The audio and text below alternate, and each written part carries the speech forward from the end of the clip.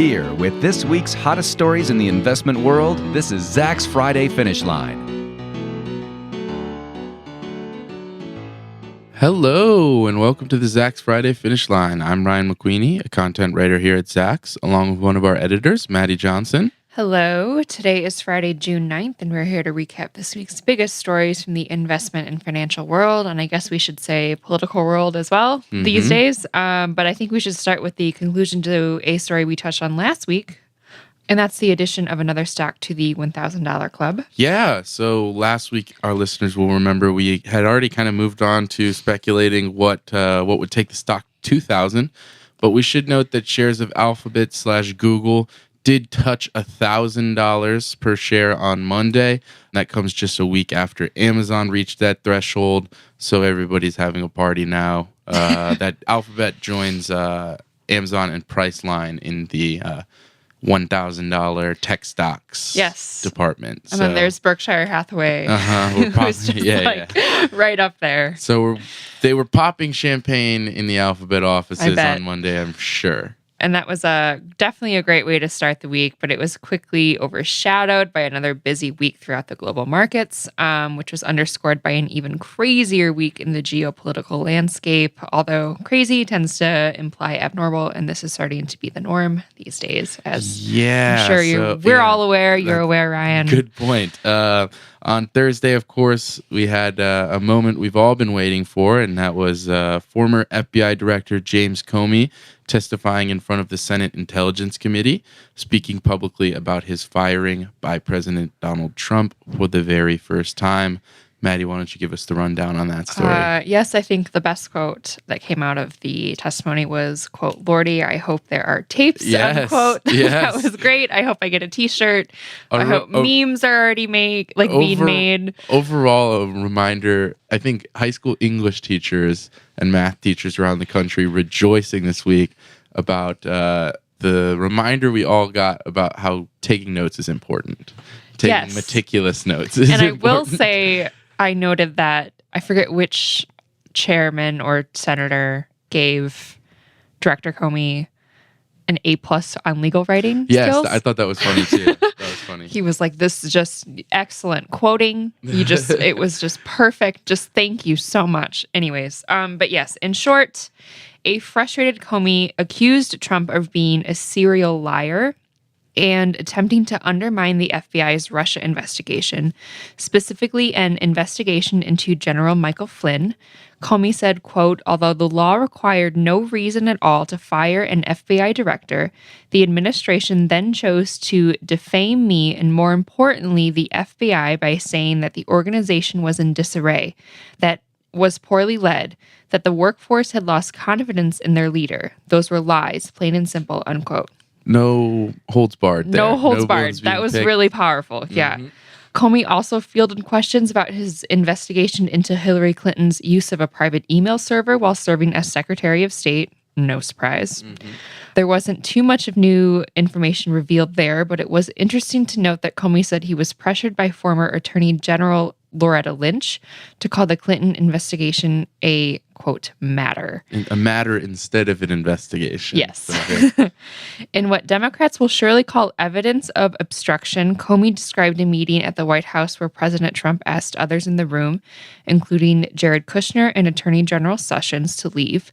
Comey said that it was at this time that he felt Trump directed him to drop an FBI probe into General Flynn. Much was said about the way that he phrased that, I might add. It was interesting because "I hope you can let him go" was kind of the phrasing that was said. The hope thing, he stayed on that hope part for a while. He tried to emphasize hope. Fielded a lot of questions about that specific it was phrasing. Not a direction. It was... But then he was did say he felt it was a direction, given the context of everyone leaving the room, the president looking you in the eyes. And also to go back to the Loretta Lynch thing, that was post-Lynch Bill Clinton on the tarmac drama, if you remember that from a while ago. They had that secret meeting on a plane. And so I thought the inclusion of that and kind of that frustration he gave about that whole situation being directed to call it a matter, which is clearly what the Clinton campaign wanted him to be saying. He was just as frustrated about that. So I thought it helped kind of his overall argument that wasn't trying to play partisan politics in this role, and that he was just a guy who was a straight shooter by the law and was trying to do the best that he could. Unfortunately, with the chaos that has been the past year or so in politics, definitely the straight shooters have been the ones coming under the most fire, it seems like, unfortunately. i.e. Sally Yates. So specific questions about Comey's thoughts on Trump-Russian collusion were declined, saved for a later closed session. There are to be a fly on the wall. I know, I know. But overall, the markets were relatively unaffected as investors seemingly felt that nothing too revelatory was said on Thursday, since we had his written statement on Wednesday. Mm-hmm. But still, this was huge. Happened right away, 9 a.m. Central, 10 a.m. Eastern time, right at the start of the workday on Thursday. Yeah, and I will say, as much as I think the markets were relatively unaffected because of that whole Comey reluctant to answer basically anything about his opinions on Trump-Russia collusion, which I think is going to be where if evidence does come out of collusion, where we will see a big reaction, because that would be probably the biggest, the thing with the biggest legal ramifications for the president. Obviously, to be a fly on the wall, as I said, in that closed session after lunch, of course. But yeah, it's almost like we didn't learn too much more about the investigation, but we did certainly learn a lot about how Mr. Comey feels about this situation in the wake of his firing, and frustrated, I would say. And we did, I think, clarify for ourselves that John McCain is 80 years old. John McCain's losing it a little bit. And I'm sorry about it. I respect him so much as a public servant, but his questions were rambling. He couldn't get him out. He issued a statement, by the way, after the fact. I don't know if you saw that. I did not see that. Yeah, he issued an official statement apologizing for the fact that his questions didn't come out very clearly and blaming it on him staying up late to watch the Arizona Diamondbacks game last night. Oh no! Oh, that's poor little sweetest poor little thing I've John ever McCain. heard. You're getting a little bit too old and tired for the job, unfortunately. I'm not trying to defame his character at all. It was hard to watch for a second. He was the last person to go, and it was like, whoo, McCain is getting up there. All right. Anyways, moving on. Yeah, let's move on. Advanced micro devices. AMD, as its friends call it. Crazy busy week for AMD. Shares were up nearly 6.5% in morning trading Tuesday after investors received several pieces of good news about the company, including the announcement that its Vega GPU technology would be included in Apple's new iMac Pro. I will say shameless plug if you want some more. If you want some more information about the Apple Worldwide Developers hashtag WWDC17. You can check out my podcast posted on Tuesday. It's Tech Talk Tuesday. We post it every other week, and I highlighted 3 of my favorite announcements from the Monday keynote. So not to step on my own toes too much, we're not going to be digging in too much into WWDC, but you can check it out there. However, I will say during Monday's keynote at the conference, Apple previewed the new iMac Pro. I will say it looks pretty sick. awesome. It looks sick. It's like a cool matte black finish to it, which I thought was really awesome. Apple promises that it is the, quote, most powerful Mac ever made, end quote. Until next year. Yeah.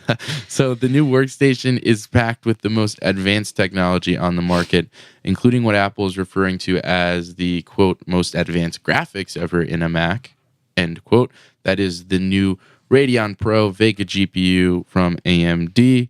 AMD investors also seemed... So, first of all, big announcement before we move on to the other piece of news. Big announcement partnering with Apple, getting the cosign that your graphics processing technology is the most powerful on the market. That's going to get AMD investors excited. Sure. And AMD investors also seemed excited about the fact that a new line of processors from Intel, which they massive rival, also not being received very favorably.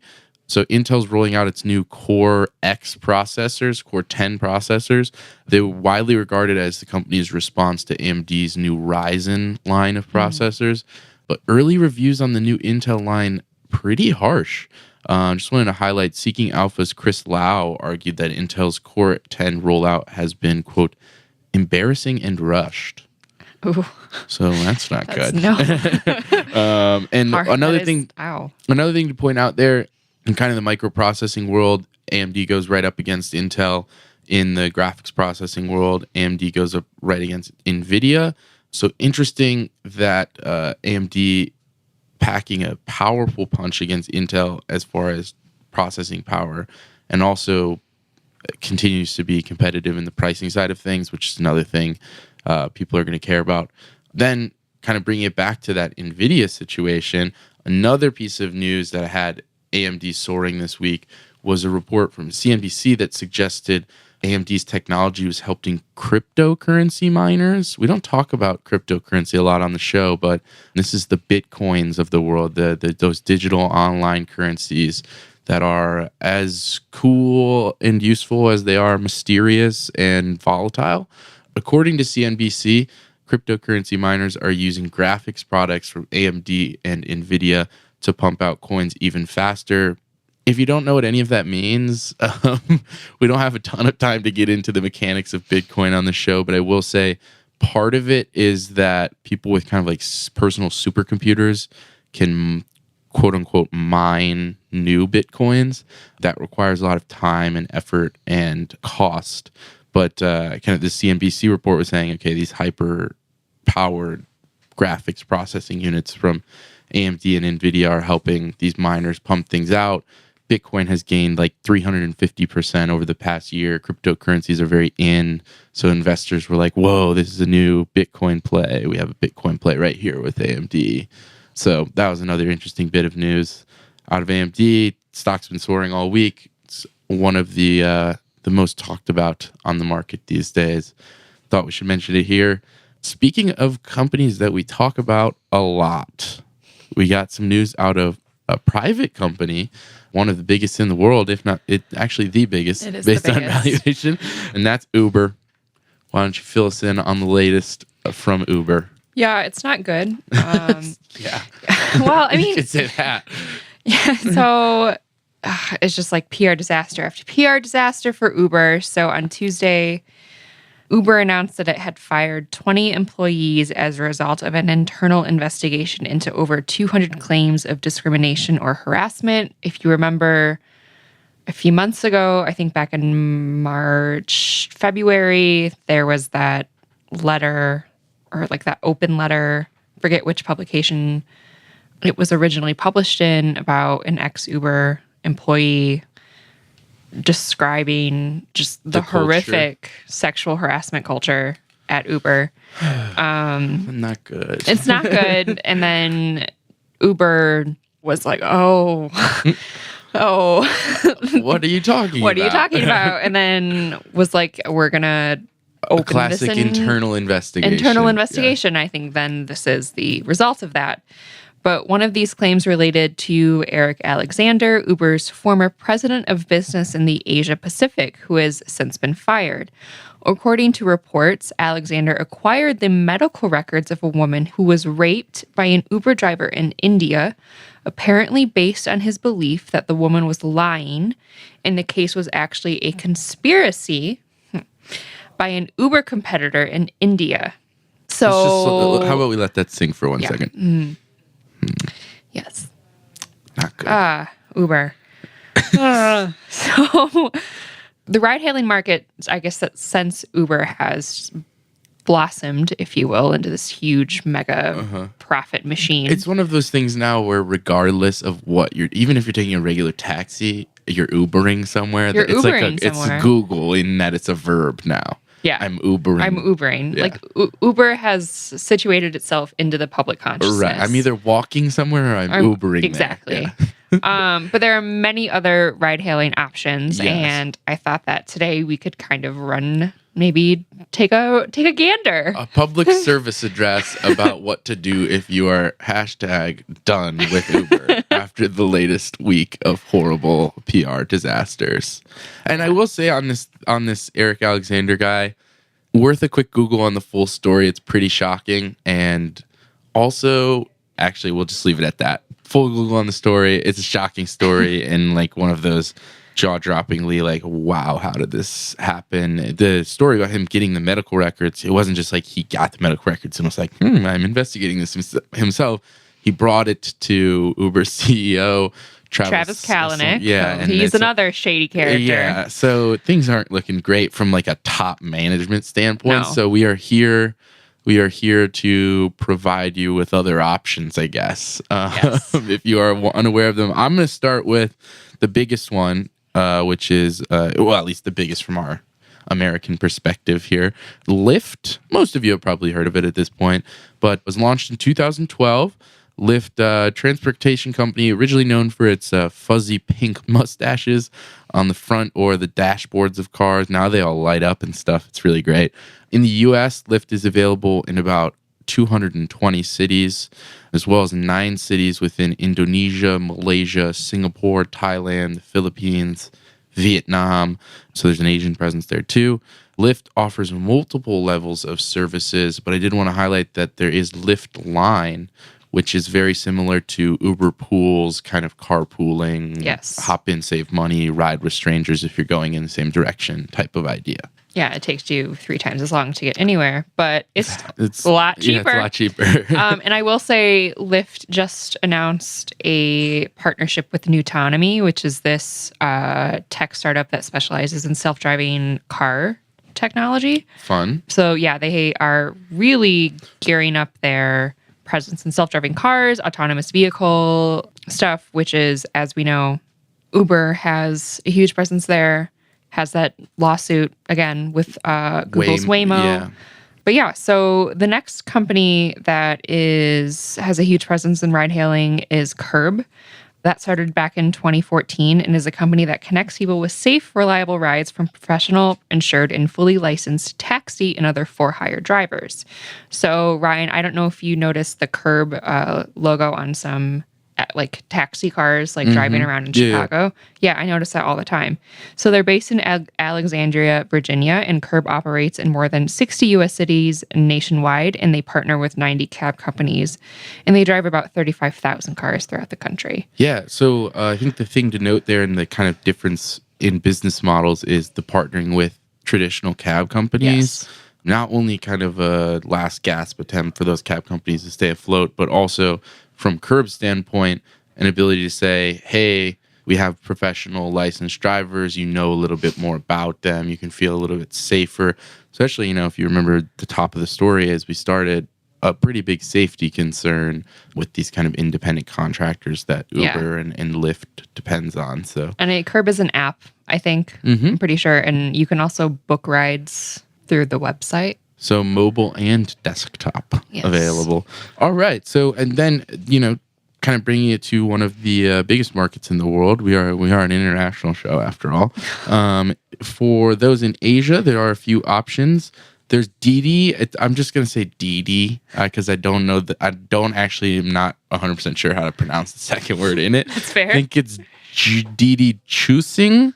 Okay. But I'm not 100% sure. I think they just refer to it as Didi. That's like the common term for it in China. It's based in China. It's kind of a Uber. It's the Uber of China is how it's been referred to. It's a ride-hailing service. That company is made up of China's 2 largest taxi-hailing firms. Just incredible market share throughout China. Owns virtually all of China's taxi-hailing market, 99% market share there. And then 87% of market share when it comes to hailing private vehicles. So Didi is the big one in China. And if I recall correctly, the company that Uber offloaded its China operations to when it said, no more. We're not doing it. We can't lose any more money in China. Yeah. Here is Uber China to you. Yeah. I don't know if it was like a year ago, 2 years ago, Somewhere but it was in that time frame, yeah. And then there's Grab, which is a service with over 75,000 registered taxis throughout Southeast Asia, and Ola, the Indian Uber competitor that was at the center of the recent scandal in that country. So those are 2 burgeoning taxi companies in Southeast Asia and India. And I want to say that Grab, Ola, Didi, and Lyft have formed a partnership, like a coalition, if you will. Called We Are Not Uber. We Are Not Uber. And basically to compete against Uber. Cool. Interesting to note. Yeah, to expand a little bit on Ola, this was the Indian competitor that was kind of the one that was accused of being a conspirator in the very unfortunate rape case involving an Uber driver. They were pretty not happy with Uber when the full details were revealed. Of course, Eric Alexander, as we say, has been fired, but Ola took this as an opportunity to question Uber's morality, which I thought was a powerful public statement there. So yeah, there's that. As we've said many times before, we're trying to stay as objective as possible on this show. I don't think that is our place to necessarily tell you how to make ethical consuming decisions. This is just what's out there. I use Uber and I use Lyft. I choose which one is cheaper every time. So yeah, again, we're not necessarily telling you what to do. We're just saying, hey, if this Uber news is like getting kind of ridiculous for you and you want to look at your other options, I mean, remember the delete Uber hashtag over Donald Trump's that was initial that's travel ban. That's how you started the story, with just PR disaster after PR disaster. It's been a nonstop headache for Uber for some time. They've got pending lawsuits, seems like left all over right. the world. And I will say, sexual harassment, it's not, Uber is not the only Silicon Valley tech company to have this issue. It is rampant in Silicon Valley. Really bad. It's really bad. It's a problematic thing about the culture. But Uber is just in the spotlight at the moment. Right. Which is a definite good point. Whether you think that spotlight is fair or unfair, or whether that spotlight should be cast on a wider... It should be a bigger light. It's a good way to put it. Definitely a good point raised there.